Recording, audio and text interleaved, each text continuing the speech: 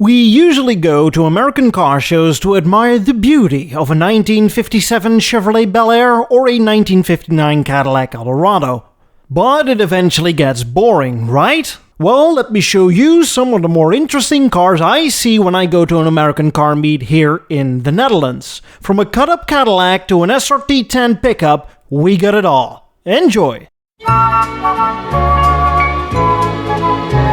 Let's start with some of the custom cars like you would see in Southern California. The lowrider scene over here is not as big as it is over there, but it still features some pretty neat stuff. Like this 1951 Mercury, customized in a classic 50s way and known as a lead sled.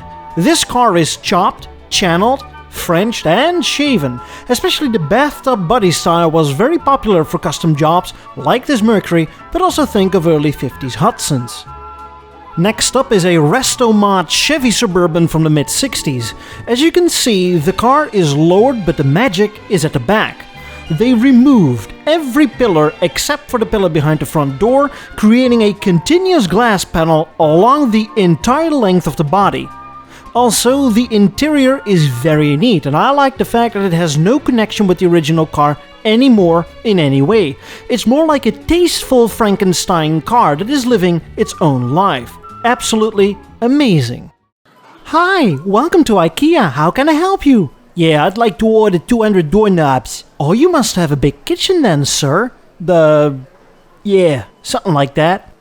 The Chevrolet Monte Carlo is a personal luxury car, but why not make it even more personal by giving it a mesmerizing and trippy paint job? Just look at the layers of colors and the very difficult techniques that the craftsman had to apply to get that wet water drop effect. Or what about this classic lowrider, a 1966 Chevrolet Impala with a gold and rose motif. The interior is slightly modified with gold-colored trim and dashboard pieces. And check this out, the lowrider leveling system controls are disguised as a miniature V8 engine model located in the center console. Every control switch resembles a cylinder. How cool is that? I saved the best for last. This is an extremely customized Ford Coupe from the 1940s. The car is chopped and lowered and features the headlight design of early 50s Buicks. The hood features small and numerous air scoops, and the car has beautiful aftermarket non-ghetto white walls. The interior remains fairly original, although the headliner and the seats are customized. The rear is devoid of any badging, and where are the lights? Well, they are way down below. The bumper guards are also the tail lights. Absolutely astonishing. You are fake news. Fake news. Fake news. Fake news. Fake news. It's all fake news. Talking about fake, I know American car makers eventually switched from genuine wood on their station wagons to wood appliqué, made from certain plastic. But this, this takes it to a whole other level. Holy crap, this thing looks fake. Now, I know it's the little details that make the car, but this is not the right way to hide your crippling gambling addiction. Nice, a Dodge Imperial, one of the most luxurious minivans ever made. Nice, a Chrysler Plymouth, one of the most luxurious compact cars ever made. Oh cool, somebody turned up with a Hillman Imp. As much as you try to dress it up with sporty stripes, it will always remain a turd.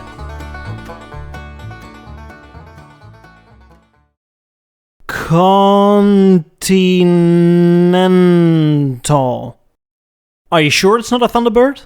As you'll probably know by now, the Lincoln Continental Mark III is among my all-time favorite personal luxury cars, but its replacement, the Mark IV, a bit less. But look at this one. Can you guess?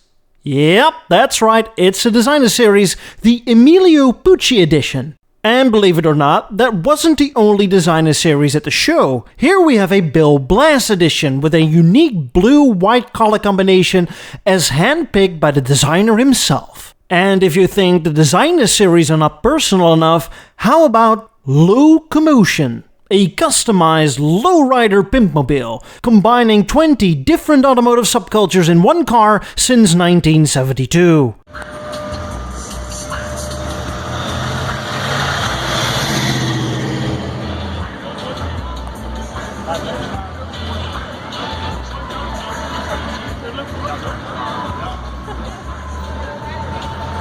Jokes aside, I always found the American classic car community to be a warm and friendly family that welcomes everyone.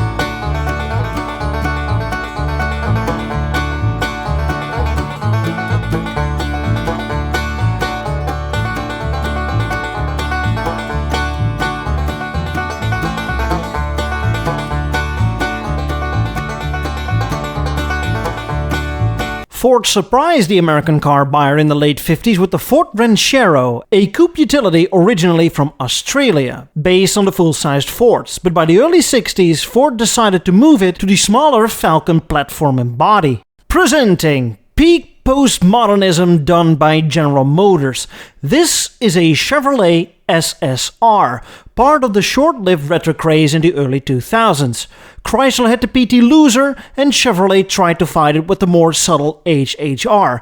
Plymouth had the Prowler, and Chevrolet had the SSR, a sports roadster pickup truck convertible, combining three body styles into one. To me, it looks like a Volkswagen New Beetle, but only more retarded. What were they thinking? In case you forgot that you can't pee in it. I like motorcycles, so I bought a pickup truck.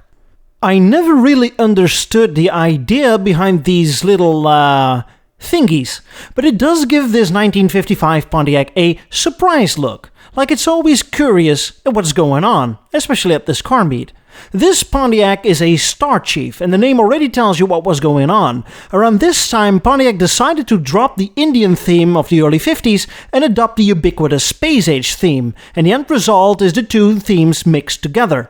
Like the hood ornament, that is part Indian hat, like previous years, but also part airplane, like many other cars. And the car keeps the chrome streaks that run almost over the entire length of the car and finally cascade down like a waterfall over the round taillights. Do a burnout!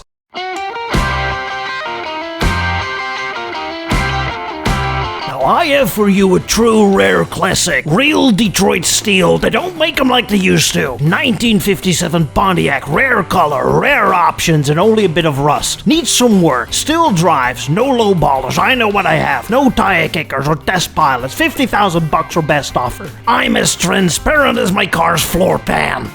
Did you know that the 1960 Cadillac is my all-time favorite car? I like it more than the 1959s because even I think the massive fins with the twin bullet taillights are just a bit too much. Instead, the 1960 is a lot more subtle, less chrome, and the sleekest fins ever placed on a passenger car. Now, you know. Talking about 1959 Caddies, what is better than one 1959 Cadillac? That's right, 1.5 1959 Cadillac. It says a lot when an automotive icon is saved by so many people, so many times, that there is even room for cutting one up and turning it into a trailer.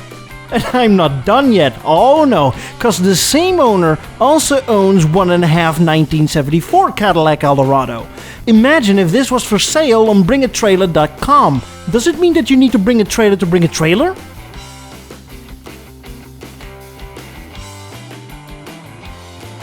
He's kinda right, there is nothing quite like it. Nothing quite as hideous. Ha!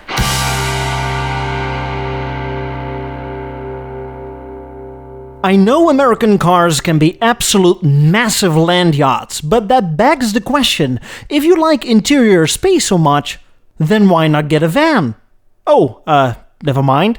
But if you like vans so much, why not get an RV? Oh, never mind. But if you like RV so much, why not get a freight truck? Oh, never mind. Now I always wonder, are the rectangular headlights on a freight truck the same size as you would find them on a regular passenger car, like this Cadillac right here? Kinda curious, let me know. All right, Elvis has left the building.